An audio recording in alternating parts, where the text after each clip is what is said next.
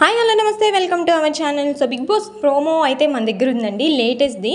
So ఆ promo update అయితే నేను మీకు ఇచ్చేస్తాను. అంతకంటే ముందు ఈ వీక్ నామినేషన్స్లో ఉన్న వాళ్ళలో ఎవరు ఎలిమినేట్ అయ్యి బయటికి వెళ్ళిపోతారు అని మీకు అనిపిస్తుందో కామెంట్స్ రూపంలో తెలియజేయండి. సో రేషన్ గెలుచుకోవాలి, వీక్కి సరిపడా చీఫ్స్ రెస్పాన్సిబిలిటీ అని బిగ్ బాస్ ఏదైతే చెప్పారో, చీఫ్స్ అందరూ ఫుడ్ని అయితే కలెక్ట్ చేసుకున్నారు. ఆ బాస్కెట్స్ని అయితే బయటకు తీసుకొని వచ్చేసిన తర్వాత బిగ్ బాస్ ఇప్పుడు ఒక టాస్క్ ఇచ్చారనమాట. ఫస్ట్ ఛాలెంజ్ ఏంటి అంటే lemon and pizza challenge. Lemons అనేవి సర్కిల్లో పెడతారనమాట.